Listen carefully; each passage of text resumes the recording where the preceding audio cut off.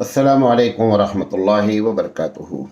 अल्हम्दुलिल्लाहि रब्बिल आलमीन वल आक़िबतु लिल मुत्तक़ीन वस्सलातु वस्सलामु अला रसूलिहिल करीम। मोहतरम हज़रात, उल्मा में कायदाना किरदार की कमी क्यों, इस उन्वान पर हम आपसे बात कर रहे हैं और इसका दो हिस्सा हमने पेश किया। तीसरा हिस्सा, कायदाना किरदार की कमी की तीसरी वजह, चूँकि मदरसे की बुनियाद, मदरसा जो चल रहा था वो लोगों के चंदे से चल रहा था, लिहाजा मदरसे का इंफ्रास्ट्रक्चर, यानी जिसको आप कहते हैं बिल्डिंग, लॉजिंग, रहने का, खाने का नज़्म मेयारी नहीं हो पाया। जब मेयारी नहीं हुआ और चूंकि फ्री में तालीम थी, लिहाजा जो लोग पढ़ते थे बच्चे, वो आवाज़ भी नहीं कर सकते थे। वो आवाज़ ना करने की वजह से जैसा हमने चाहा वैसा बच्चों के साथ बर्ताव किया। अगर हम पैसा लेकर पढ़ाते तो शायद खाना पीना रहना सब अच्छा होता, लेकिन खाना पीना रहना अच्छा नहीं कर पाए एक बड़ी तादाद। आज भी हालात ऐसे ही हैं। कुछ मदारिस हैं कि जहाँ पे माशाल्लाह बहुत अच्छा नज़्म है, लेकिन उमूमन जो देखा जाता है, और आप हमसे ज़्यादा जानते हैं, आप तो उलमाए किराम हैं, आप लोग मदरसे चलाते हैं, आप मेरी बातें, मैं आखिर में आपसे कहूँगा अगर किसी को कोई एतराज़ है तो आप मेरी बात पर एतराज़ करें। ये तो मैं बयान ही कर रहा हूँ उलमाए किराम के दरमियान में, ताकि कोई बात ऐसी हो तो मालूम हो। तो ये जो मदरसे का निज़ाम आया, खाना पीना रहना उठना बैठना, अगर आप जा करके देखेंगे तो एक खस्ता हालत।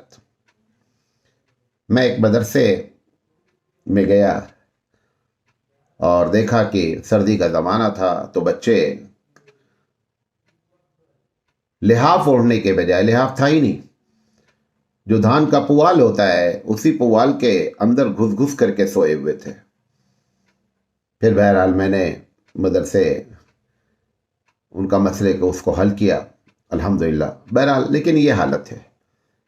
तो ये जो इस अच्छा सफाई सुथराई, टॉयलेट, बाथरूम, ये सब इतने ख़राब और इतने गंदे रहते हैं कि जिसकी वजह से जो है ना, वो पढ़ा लिखा आदमी, मालदार आदमी, संजीदा दानिश्वर आदमी, वो जा कर के जब कभी मदरसे को सभी देखते हैं, कभी न कभी जाते ही रहते हैं, किसी न किसी मदरसे से उनका ताल्लुक़ रहता ही है। तो उनका ये सब माहौल देख करके उन्होंने ये तय किया अपने तौर पर कि हमारा बच्चा तो इसे पढ़ ही नहीं पाएगा। और सोने पर सुहागा ये हुआ कि हमने भी तय कर लिया कि बगैर मारे हम पढ़ा नहीं सकते। ये तो बहुत कम हुआ, बहुत कम हुई मार, वरना मैंने अपने बचपन में देखा है कि ख़ासकर हिफ्ज़ के शोबे को इस तरीके से मारते हैं कि मतलब घर में जानवर को भी नहीं मारते हैं। एक जगह हम गए, मुंडरगी एक जगह है यहीं कर्नाटक में, तो वहाँ पर तकरीर थी मेरी। तकरीर के बाद एक साहब आकर के मिले, मुंडरगी या मुनवल्ली, ये दो में से कोई शहर है। एक साहब आकर के मिले और बड़े अफसोसनाक अंदाज में, हमारी उम्र के थे, कहने लगे कि मैं भी बहुत, मेरा दिल चाहता है आलिम बनने का, और मैं आपके मदरसे में सन 80 या कुछ बताया उन्होंने, मैं गया था और एक आलिम का नाम लिया उन्होंने मुझे इतना मारा कि मैं वहाँ भाग कर आ गया, और नतीजा ये निकला कि मैं आलिम नहीं बन सका। ऐसे बहुत से केस हैं। नियाज़ फतेहपुरी ने इस पर पूरा मतलब बयान जारी किया है और अपने बारे में सब कुछ लिखा है। कभी मौका लगे तो नियाज़ फतेहपुरी को पढ़िए, वो बागी हो गए। तो ये जो हम लोगों ने मार कर पढ़ाने का सिस्टम रखा, और आज भी है, ऐसा नहीं है इल्ला माशाअल्लाह, वरना मदरसे वाले, ख़ासकर हिफ्ज़ के शोबे वाले, ये समझते हैं बगैर मारे पढ़ाया ही नहीं जा सकता है। ये भी एक वजह बनी कि लोग नहीं आए अच्छे लोग, लिहाजा कायदाना किरदार जिनके अंदर जल्दी डेवलप कर सकता था, वो बच्चों से हम महरूम हो गए। इसी तरीके से जैसे यूनिवर्सिटीज़ में होता है, यूनियन होती है, वहाँ इलेक्शन होता है, गर्चे इसके नुकसान भी बहुत हैं, लेकिन वहां से लीडरशिप पैदा होती है। आप तहकीक करें कि जो लीडर बने हुए हैं आज, वो कॉलेज के ज़माने में, अपने ज़माने में कॉलेज में यूनियन के प्रेसिडेंट रहे या यूनियन के सेक्रेटरी रहे, वहां से भी जो है वो कायदाना किरदार डेवलप होता है। चूंकि यूनियन के नुकसानात ज़्यादा नज़र आए उलमाए किराम को, लिहाजा मदरसे में कभी इसकी इजाज़त नहीं दी गई।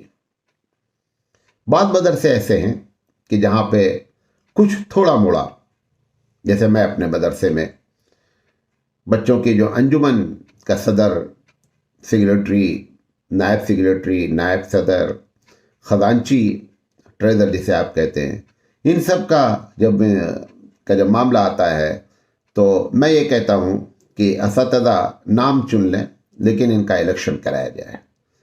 3 आदमी का नाम चुना जाए बहैसियत सदर के, हम चुन लें, वो खुद न खड़े हों, हम उनको खड़ा करें और फिर तलबा में इलेक्शन करा करके फिर उनको उनका अंजुमन का नायब सदर और सदर सेक्रेटरी वगैरह बनाया जाए, कि थोड़ा से उनके अंदर मालूम हो कि इलेक्शन क्या होता है और इलेक्शन का इस्तेमाल कैसे होना चाहिए और उनके अंदर वो सिफत कैसे पैदा हो।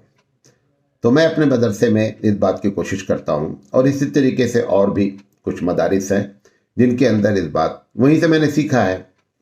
लिहाजा बकिया कहीं पर भी इस किस्म का नज़्म नहीं है। तो मैं ये नहीं कह रहा हूँ कि यूनियन कायम की जाए, क्योंकि यूनियन कायम होगी तो स्ट्राइक होगी, मदरसा चलेगा कम, बंद ज़्यादा रहेगा, और यहाँ पे बंद होने के ज़्यादा चांसेस हैं। क्योंकि भाई कभी खाने का हंगामा होगा, कभी रहने का हंगामा होगा, कभी लॉजिंग बोर्डिंग का हंगामा होगा। लिहाजा हम लोगों ने कभी यूनियन को इजाज़त ही नहीं दी। कभी ज़रूरत पड़ी तो इजाज़त दी गई थी किसी बड़े मदरसे में, फिर उसको ख़त्म कर दिया गया क्योंकि फ़ायदा कम था, नुकसान ज़्यादा था। तो यूनियन के ज़रिए उसका कोई ढांचा बनाया जाता, अगर उसकी इस्लाह करके कुछ तरकीबें की जा सकती हैं, जैसे मैंने एक छोटी सी मिसाल दी अंजुमन की, इस किस्म से उनके अंदर कायदाना किरदार को डेवलप किया जा सकता है। तो ये भी एक बड़ी वजह बनी कि हमारे अंदर जो है ये किरदार पैदा नहीं हो पाया। 5वीं वजह कि जब कोई लीडर पर हमने देखा कि मुसीबत आती है तो पहले तो हम नारा मारते हैं, मौलाना साहब आगे बढ़ो, हम तुम्हारे साथ हैं, ऐसे नारे मारे जाते हैं। लेकिन जब मौलाना साहब आगे बढ़ जाते हैं और हालात ख़राब हो जाते हैं, कोई मुसीबत आ जाती है, पुलिस अरेस्ट कर लेती है, बहुत सी मुसीबतें हो जाती, जेल हो जाती है, तो फिर ऐसी शक्ल में उस लीडर के पीछे कोई भी नहीं रहता है। अब हज़ार मर्तबा एक आदमी लीडर बनने वाला, जिसके अंदर कुछ थोड़ी मोड़ी सूझबूझ है, वो अगर आगे बढ़ना चाहता है तो अपने उस लीडर को देखता है जिसके साथ क्या हुआ है। लिहाजा वो जो उसके अंदर किरदार डेवलप हो रहा था, आगे बढ़ रहा था, वो वहीं पर क्या होता है, दब जाता है, क्योंकि अवाम ने जो है वो लीडरों का साथ नहीं दिया। मुस्लिम लीडरों का खासकर मैं बात करना चाहता हूँ।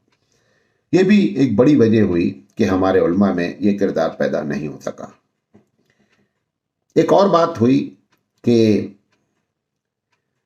जो लोग आगे निकल गए थे, जो वाकई में जिनके अंदर कायद की सलाहियत थी, वो आगे निकल गए और उससे उन्होंने लोगों को भी गाइड किया और अपना भी मफाद हासिल किया।